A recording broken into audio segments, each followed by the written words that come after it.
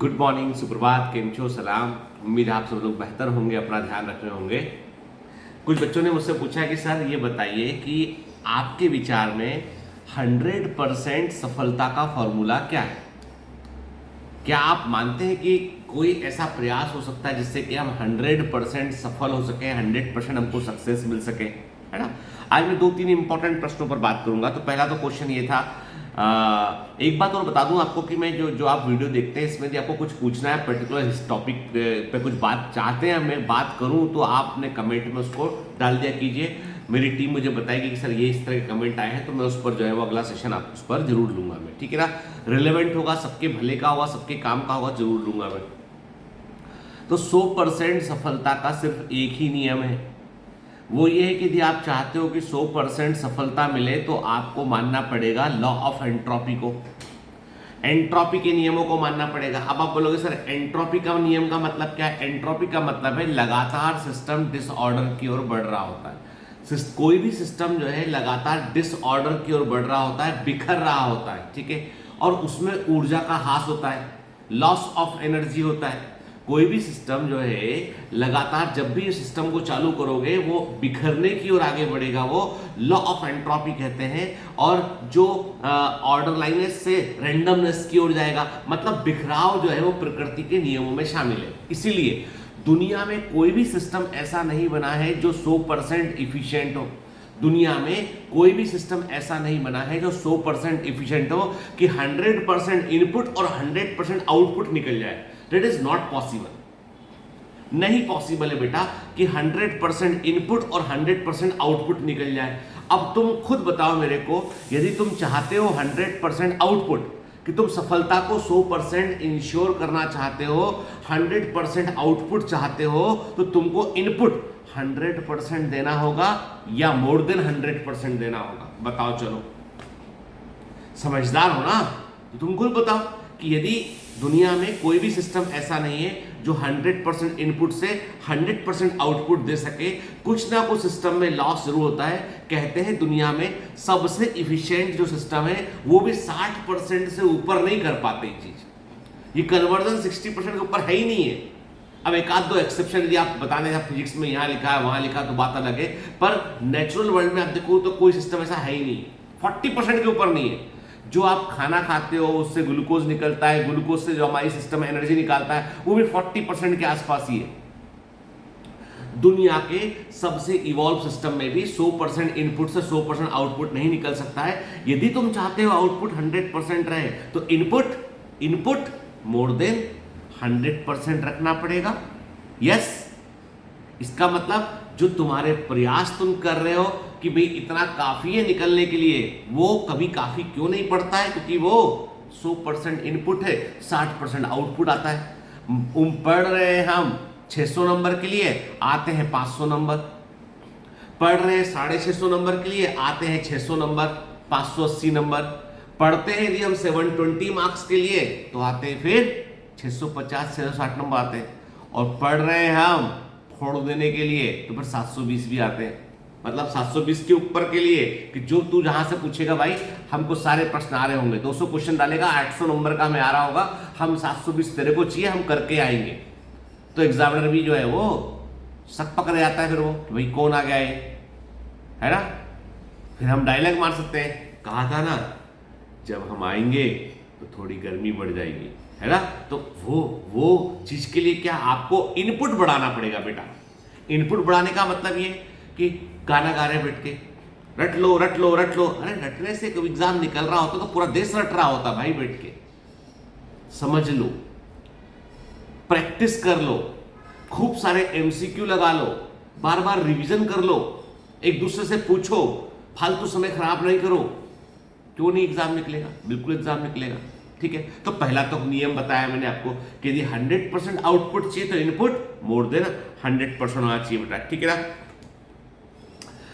एकाग्रता, आत्म अनुशासन और आत्म नियंत्रण, कॉन्सेंट्रेट होकर पढ़िए, सेल्फ डिसिप्लिन होकर पढ़िए, अपने आप पर कंट्रोल रखिए, सफलता जरूर मिलेगी आपको, ठीक है। दूसरा नियम यह है भाग्यवादी रवैये से बचिए।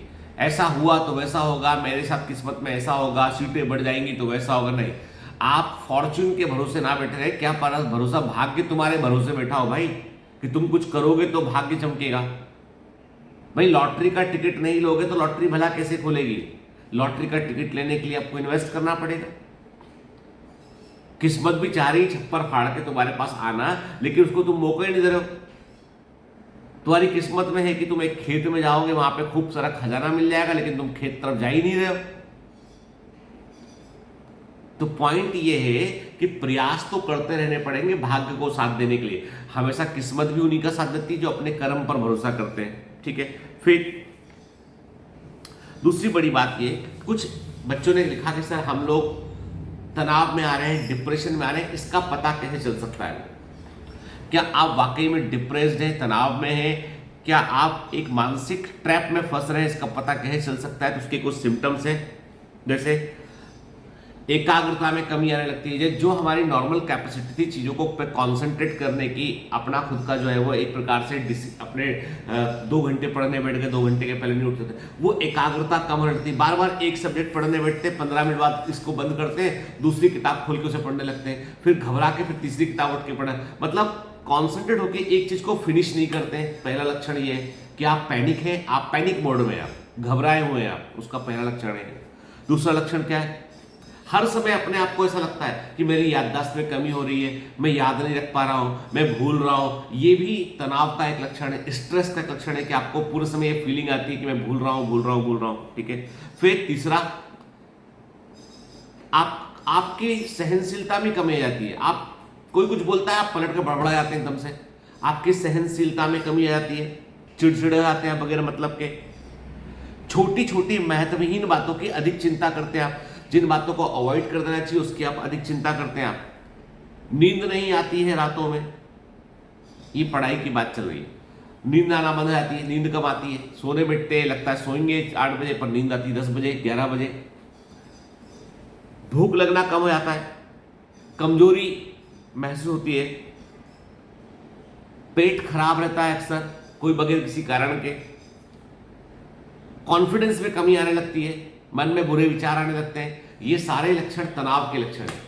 आपको इनमें से कोई भी लक्षण यदि आपको दिख रहा हो तो बिल्कुल स्ट्रेस फ्री हो जाइए। और एक बात याद रखिए, एग्जाम में सिर्फ प्रश्न आएगा और उसका उत्तर आपको बताना है, और उस उत्तर को ढूंढने का तरीका है किताबों को ध्यान से पढ़िए और क्वेश्चन की प्रैक्टिस कीजिए। एग्जाम जीवन का एक हिस्सा है, it's a just a milestone for the life, your life, कि आप अपना करियर कहां लेके आते हैं। एग्जाम लाइफ नहीं है, क्लियर कर दूं, exam is not your life. Exam, परीक्षा तुम्हारी जिंदगी नहीं है, परीक्षा जिंदगी का एक पड़ाव है।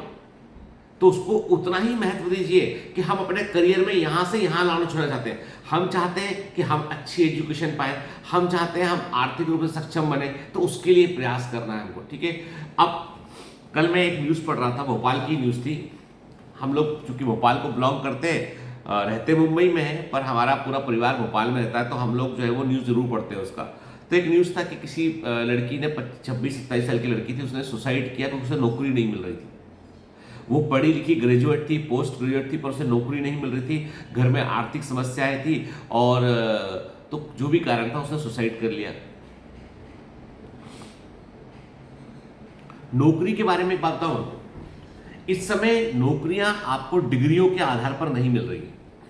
मैंने बहुत सारे ऐसे लोग देखे जिनके पास बीएससी, एमएससी, गोल्ड मेडलिस्ट, इतना परसेंट उतना परसेंट, वो एमएससी किए हुए हैं बॉटनी में, जूलॉजी में, केमिस्ट्री में, फिजिक्स में, लेकिन ढास ढक्कन है। जब उनको नीट के 5-10 क्वेश्चन दे दो, 10 में से 3 क्वेश्चन सही कर पाते हैं, तुम में से अधिकांश लोग ज्यादा सही कर देंगे। तो सब्जेक्ट का बेसिक नॉलेज ही नहीं है। आप काय का एमएससी कर रहे हो भाई?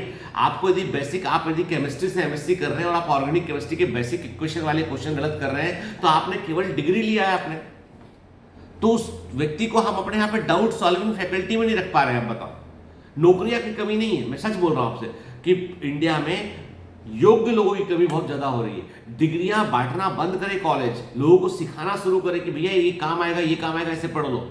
हम लोग भी जो है अपनी, हमारा भी नैतिक कर्तव्य अपने आसपास के कि तुम डिग्री मत लो भाई, हुनर लो। तुम जो पढ़ रहे हो ना उस सब्जेक्ट का वाकई में उसका तुम इन एंड आउट समझो। तो कैसे जॉब नहीं मिलेगा? दौड़कर जॉब मिलेगा।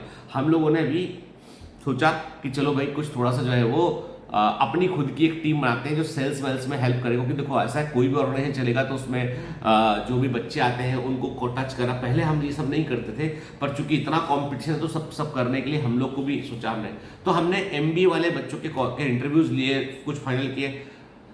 सच कह रहा हूं 70% से MBA किए हुए हैं, लेकिन बेसिक्स नहीं पता है। जो बेसिक्स होता है ना, जो किसी भी मार्केट प्लेस के लिए, किसी भी जो है वो तरह की सर्विस के लिए, वो बेसिक्स नहीं मालूम है।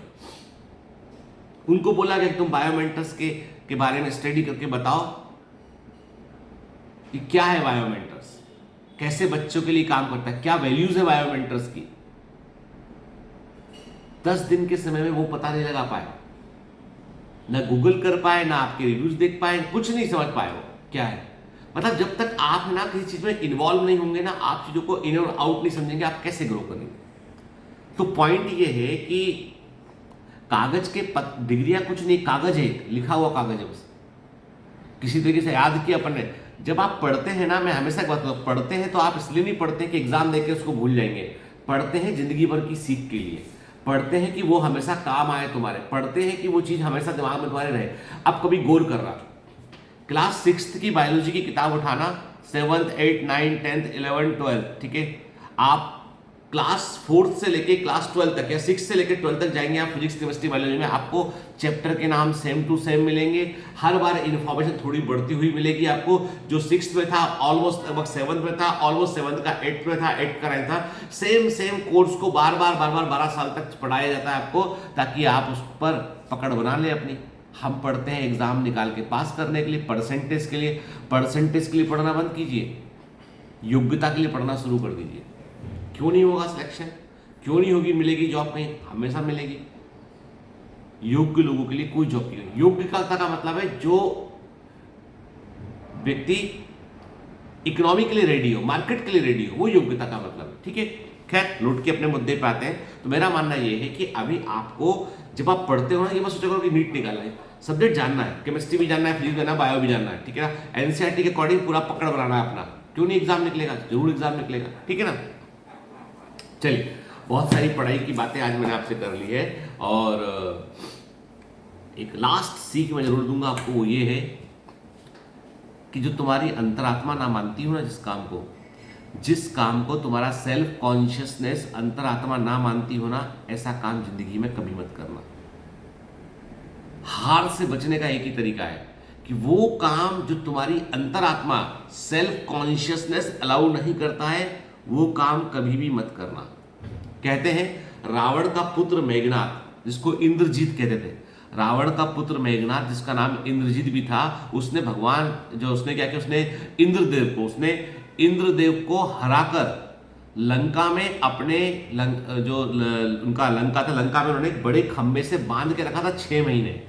इंद्रदेव, देवताओं के राजा, उनको हरा दिया, अपने लंका में लाए, खंबे से बांध दिया, 6 महीने बांध के रखा था।